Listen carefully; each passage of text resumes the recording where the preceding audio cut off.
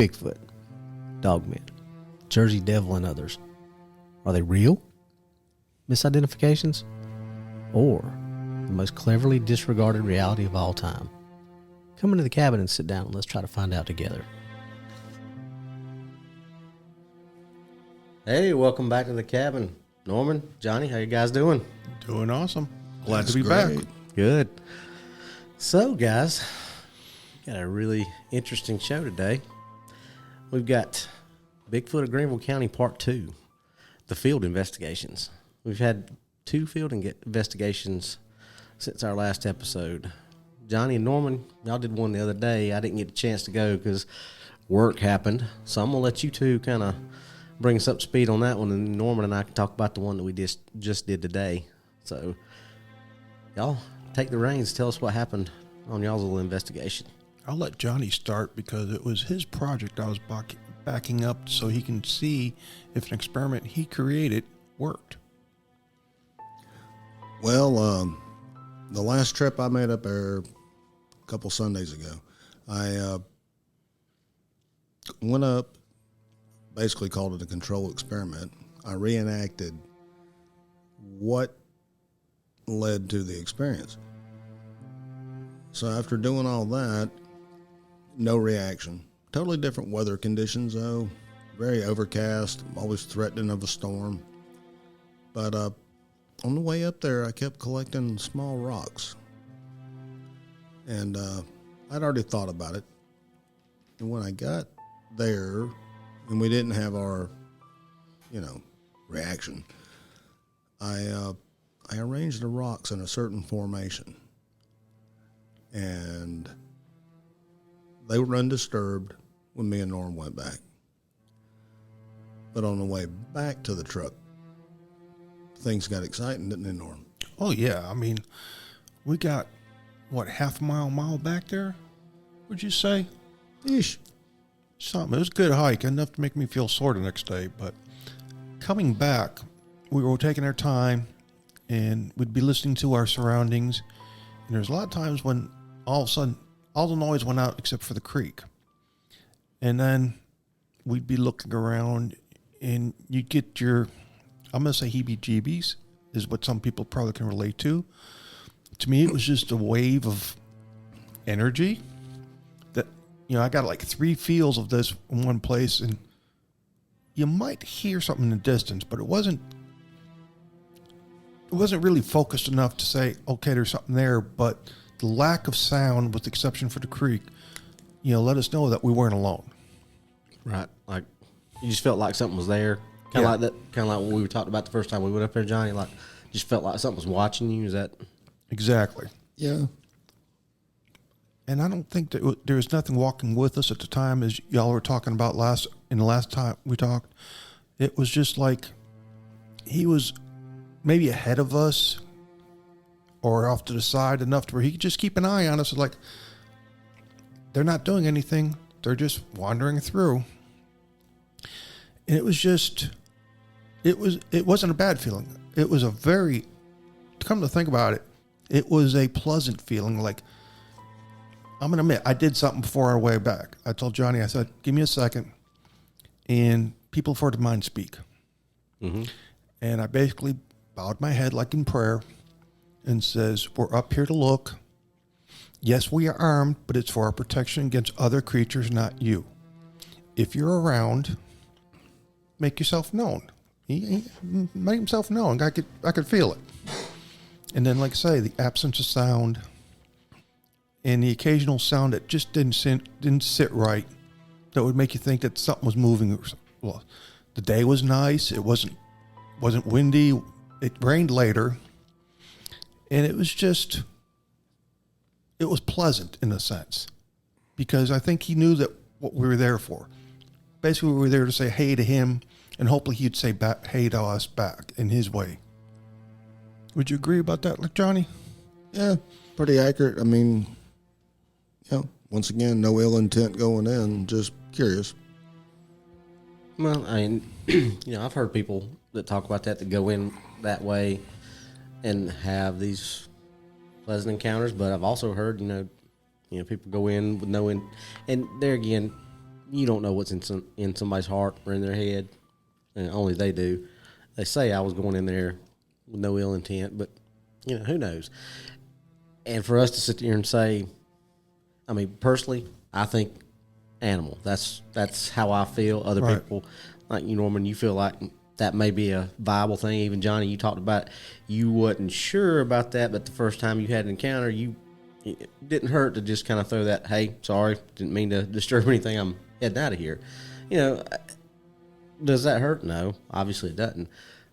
I don't particularly buy into that just because I feel like it's just an animal. Yes. Are there supernatural things out there? Yes, obviously there are. There are things, we can get into all that on a different show because that's a whole different rabbit hole to go down.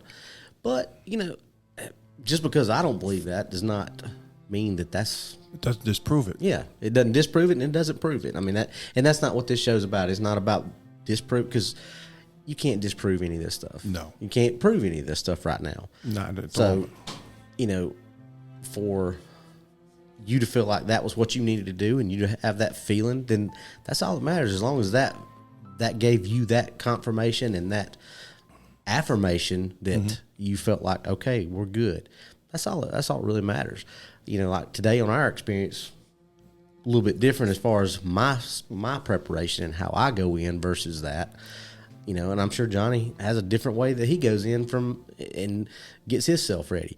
I come from that first in, last out type mentality, and I go in not necessarily intending to harm anything unless I absolutely positively have to. Right. But I'm going to protect myself and my team no matter what. So is something in there that can read, okay, he's not intending to harm me, but as long as I stay away from him and don't, who knows?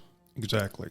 I mean, my intentions were, when I went out with Johnny, was just to observe, and if he was there and observing back, and we made contact in his way, on his terms, awesome, is what I think.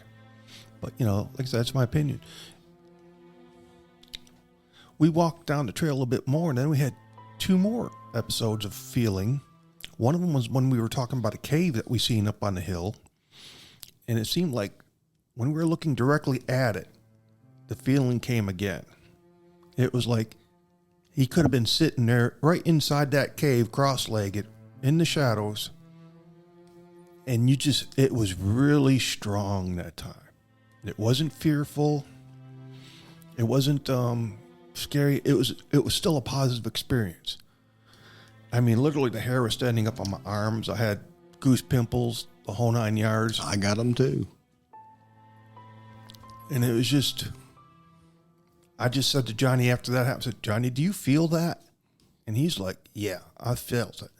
So he was making contact in his way, like we talked last time about form of empathy. Mm-hmm. He was coming along on a wavelength, I guess he and I could understand, and Johnny and him could understand. So that was our connection there. And I think it was in between the second and third feeling, we seen something off up on the hill that was ducked down. Yeah, that was a really cool visual. Was it sort of like the one that we saw, Johnny? Or it looked the same, let's put it that way? To me, the coloring was the same. Different location. You know where the big boulders were between my encounter and the caves? Mm-hmm. It was in that area. Okay. But it wasn't behind the boulder. But on that same side of the hill, though? Yes. And you could visually see it, but you couldn't pick it up on video. You could clearly see it with the naked eye. I know people out there listening don't know where we're talking about or what we're talking about. This trail that walks in, there's a creek that runs. If you're walking in on the trail, there's a creek that's off to your left, and then there's a really high hill, and I guess a trailhead would be the best where it starts. That goes back towards what would we say, Sassafras and Jones Gap and Caesar's Head, that area. So all those trails go back up to the right if you're walking in. So when we were coming out up on the hill area, the opposite side of the trail from the creek is where most of these sightings and things have been taking place. So you didn't really, when you were coming back out, it's when you had more of the... Yeah, we had more of the feeling. And that's when I went and did the mind speak. I just wanted to try. I mean, yay or nay, hit or miss. And to me, it worked. And I'm going to tell you, I did it when we did this morning going in. I said, if you're out there, give it a holler. And we'll discuss that in a little bit more. So it just coincidental. I'll use that word. If that's coincidental. But there was, like I say, coming back out, it was still, it'd give the periods of real quiet, and you knew he was there. The spot where you originally found the print, I think it was going in or going out, Johnny, I said, doesn't that look like 3 toes in there? That may have been on the way in. Okay. I couldn't remember, but it was just, there was like 3 toes, and not the big toe, but the middle, your middle ones, like 2, 3, and 4, well-rounded, and maybe 2 fingers wide. Figure maybe an inch or better. And into a position, if you hold out your hand, say your left hand, and look at your 3 middle fingers, that's the sort of the layout I seen in the mud. That's about what we saw, wasn't it, Johnny? Yeah. Only I think we pretty much had a big toe that was defined in those prints, which those were washed out again today when we went back up there and looked. 'Cause I tracked right back to the spot where we saw them the first time, and you could still kind of vaguely see that heel impression, the first one that I saw. But as far as the rest of the stuff, it was pretty much washed out. But that's about the same type print that Johnny and I saw. It was like the big toe, and so it would have been the right, because the big toe was on that side, so it would have been the right foot, which would line up with where we saw it and where the heel print was. The heel print of the right foot is it stepped up, and because there was kind of like drag marks on the left hand side where it kind of like maybe slipped on that side and dug more in on the right hand side. So I know when I looked at the print the first time, from the photos you showed, I know there was some leaf clutter in there, so it made it hard. But this was actually defined 3 toes in the mud.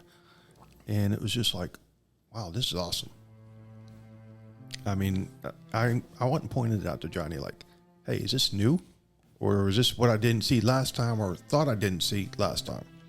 Because the last time we looked, I was looking in the leaf clutter and all that, and I could make out the big toe and not so much others. But this time I made out 3 smaller toes and didn't see the big toe or the pinky toe. Well, and when you're tracking stuff like that, you're not always going to get that perfect impression. And there's a lot of people who think, well, if you don't get all this definition and all this stuff, big misconception. Those are rare in tracking, to get a full print like a lot of people have got. That's rare. I mean, especially man tracking like the class that I took. I mean, you're going to get partials all over the place. So learning how to read those partials is part of it. That's part of, picking up those small, subtle things. Like today when we went in, I was trying to show my partner some things like rocks that are pulled out of the socket, and where you can show that somebody or something has been through there. The discoloration where, a leaf is popped up from some more, and you see a different color on the other side, where this side has not gotten the sun, so it's a darker color than the side that's been on the sun, or things like that. Stepping over a log and raking some of the bark off and seeing the different colorations.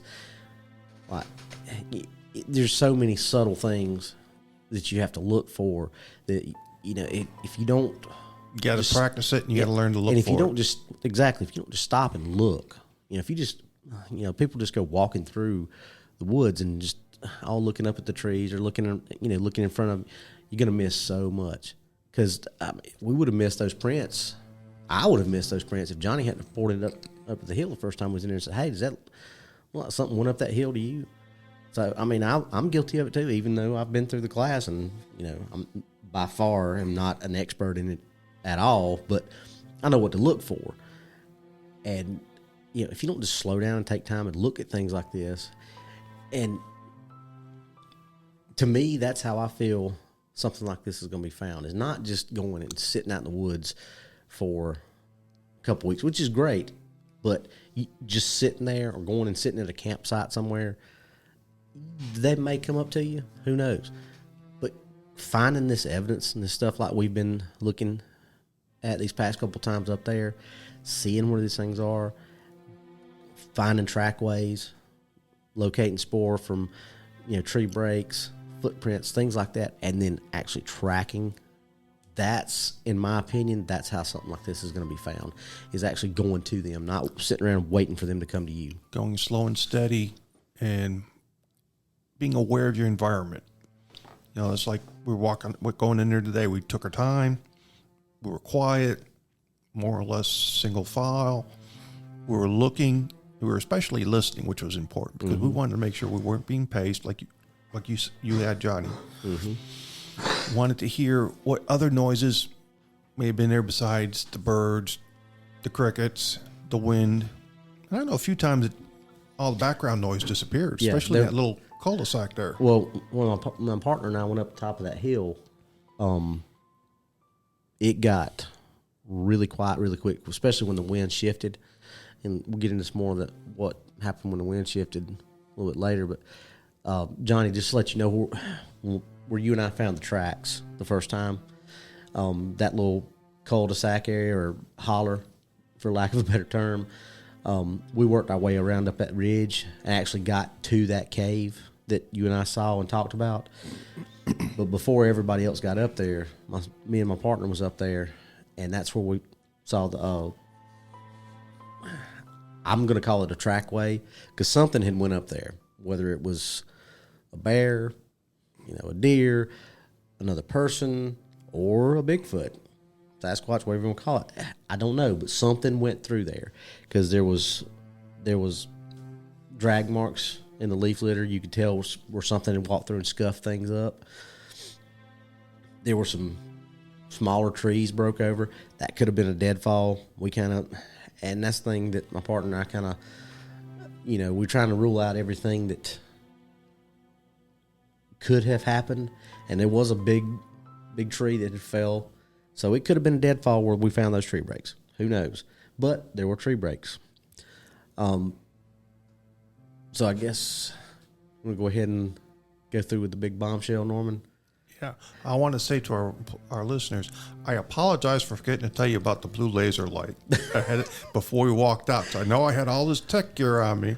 Yeah, and I thought I showed you all the laser. I apologize when you freaked out when you seen the blue ball. Yeah, I thought we had some orbs coming to take my partner away there for a second. that one kind of freaked me out. But anyway, so we tracked in.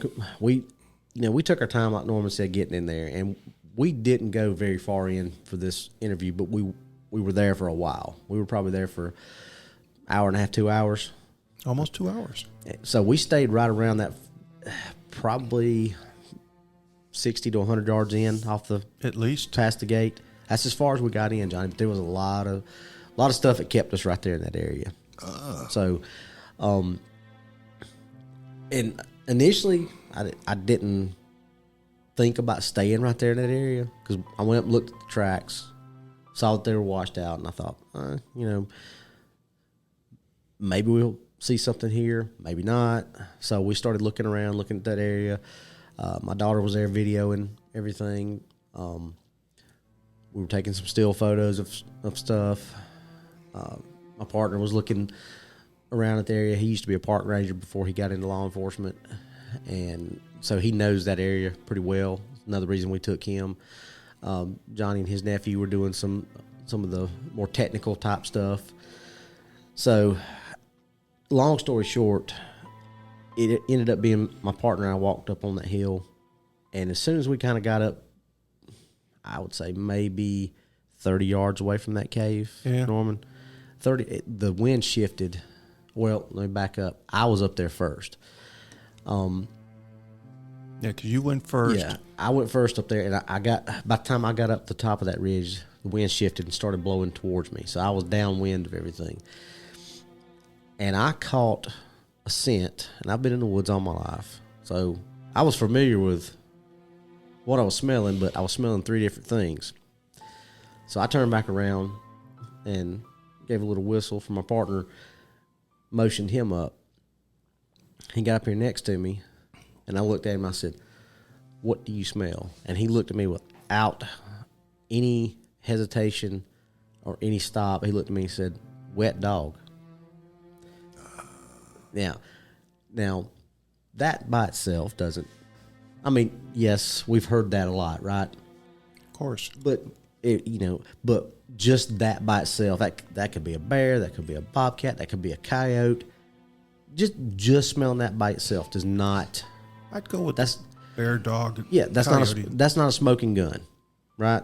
Yeah, it's not. It's But it's an indicator. indicator of a creature there. It's one indicator. I looked at him. I said, "Anything else?" He smelled around for a little bit more, and he said, "Something kind of sour too." Okay, indicator number 2. Still not a smoking gun, but we're getting there.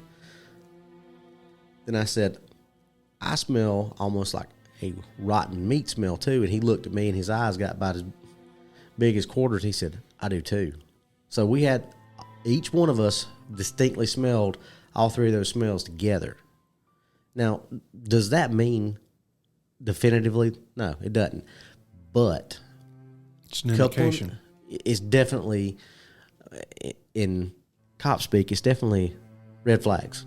It definitely says, okay, we need to start looking around a little bit more. So he works his way up, gets over there around where that cave entrance was. He starts shuffling around over there looking. He finds some hair. What that hair is, we don't know. So called the rest of the team up. We collected the sample. I'm gonna see about getting that set off, see what we can find or what we can find out. It looked like it'd been there a while, but here's the kicker with that, Johnny. It's about the same color as both of the colors that you and I said the time that we had our encounter. It's a lighter color on one spectrum, and it kind of goes into a darker color, almost like a brown. Wow. And it's probably about 2 to 3 inches long. Yeah. It's been there a while because it was kind of embedded down in some of the moss.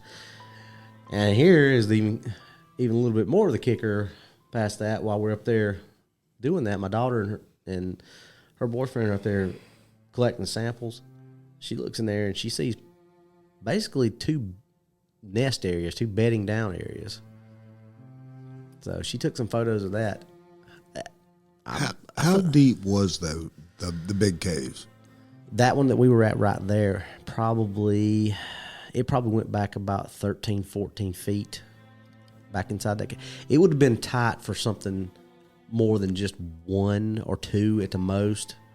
But what we've talked about, that, if there's a big family group and then the alpha gets challenged and gets kicked out, or the adolescent makes the challenge and doesn't win and gets kicked out, and you got a lone single individual, it would be perfect for that. Wow. Or at least maybe for the century to hang out at. That too, maybe. But the other point about that is that my partner pointed out right there, it's kind of central, and this could have been some homeless person that had a camp set up there, as far as we know. Like I said, not smoking gun by no means, but a lot of indicators.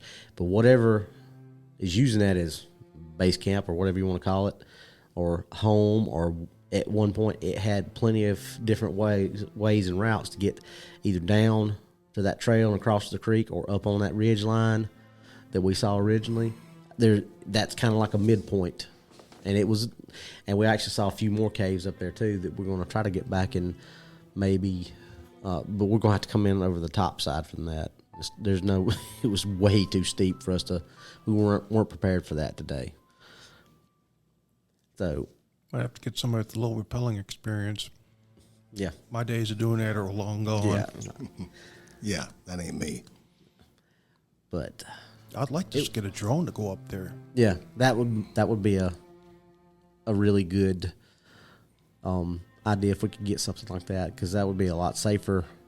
And with camera, probably to get some pretty good shots, really So close no one up. wouldn't have to make another controlled descent. Yeah. FLIR on a drone, that would be wow. Yeah, that would be great. So that is a very interesting area. Very interesting. I mean, every time we've gone up there, there's been something that's caught our attention or, kept us looking. So I think we've got a really hot area to I keep agree. doing some investigations on. The potential for hopefully long term, long as we kept on the down low for us right now. Yeah. Maybe later on we can find a big name investigator might be interested in taking a look. But I think there's a lot of potential there. It just feels it. Well, speaking from the DAX Machina crew, we've got a couple of areas that we're wanting, and this is probably going to be one of the areas that we're looking at doing too. So we've got a couple areas we're kicking around that we're going to be doing some different investigations in. This, with everything that we've got going on up here, this is probably going to be one of them. So I guess the joke, everybody probably wants to know about what happened with the blue laser and the blue light. So back to my partner and I up on this ridge line right after we catch these smells, and we're kind of on high alert. Let's just put it that way, because it's kind of tense, because it got really quiet and really still right around that time. Oh, we forgot to tell them? I'll get Oh, okay. I'll get that in this part of the story. I just want to tell the blue light part, Yeah. because it was pretty funny once I figured out what it was. Mm-hmm. So my partner goes and gets over, and this is when he found the hair, or as he was finding the hair. He crawls over that log and he kind of sits there, and I'm looking above his head, and all of a sudden I see this blue light start flashing on the log, or on the rock above his head, and I didn't see anything in his hand. And at that time, I turned back around and looked back down where everybody else was at, and I didn't see anything in anybody else's hand. And I'm like, what the crap did I just see? Because I don't believe in the orbs and the transdimensional thing. And I'm like, did I just see what I think I didn't just see? It kind of freaked me out. So then after he finds the hair, we're sitting there for a second, and he starts hearing something walking up on the ridge line. He gets my attention, and we both start listening. Then we get everybody else's attention, and we heard something walk from our right to left, and it probably went, I would say, probably a good 150 to 200 feet back down that ridge line. It crossed over and then started going back away from us, back down to where you and I went the first time, Johnny. It went back that direction. So Back towards my big rock? yeah. It started across the top of that ridge line where we were at in that little holler. We were on one side, and it was on the other side, which where we were standing, it would have been another 30, 40 feet up to where that would have been. So it walked down there and turned and went back towards your big rock, that area.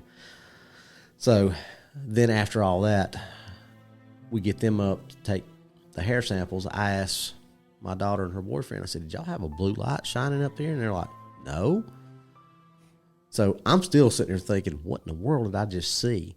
Well, we get back down to the trail, and then I find out Norman has his blue laser pointer down there so everybody could see where I didn't know about the laser pointer. So I thought I'd done seen an orb or something. I didn't know what I saw. That was my mistake. I thought I told y'all about the laser pointer this morning when I was laying out the gear. Now that I think about it, you did say something in the group chat about a laser pointer, but that totally, I was not thinking about that at the time. I saw a blue light flashing over the top of his head. I was thinking, easier to point things out. One person sees it. Oh yeah, it was Makes great. it easier to find things. It was great once I knew what it was, but at the time that I didn't know what it was, it kind of freaked me out a little bit because I'm like, okay, maybe I was wrong. Thought we was about to get beamed up, but yeah, it was good. So, well, I'm glad I didn't shatter anything for you. nah, we're good. So, we're on about 30 minutes, guys. So I guess we're gonna wrap this episode up. But there's gonna be a part 3 to this. There's gonna be a continuation on this one. So, but it may not be the next episode, but it'll be in the future coming up. And we're trying an experiment with some electronics. That's all I'm going to say until I get some more clarification on some findings that we got. And we're going to try to run it a few more times and see what happens. Yep. Johnny, got anything you want to throw out there? This is getting really, this is way more than I anticipated. Mm-hmm. This isn't just oh yeah, hey, no. We've got a bunch of people interested now, and we're having pretty good results. Yeah. Like I said, there's consistent results. Something every time that we go up there, something else catches our attention. So, I might take Matilda up there for a walk. Yeah, just be careful if you go by yourself. Just make sure we know. Let somebody know. Yeah, that's always take something with you. Take a med kit. Little whistle if you're going by yourself. Yep. If y'all are in the market for a good med kit, darkangelmedical.com. Look, Doc can hook you up. He's got everything you could possibly need. I'm looking at like one that's going to be a couple paychecks before we get the big team kit. Yep, I've got the little EDC everyday carry. I think Johnny said he was looking into one. Yep. I always got to have something like that. But if you're going to get something like that, check Doc out. He'll hook you up. He'll take care of you. Other than that, I guess we'll see you guys next time at the cabin. Johnny, Norman, thanks for stopping by, guys. Robbie, it was fun. I look forward to the next adventure. All right. Yes, sir. See you later, guys.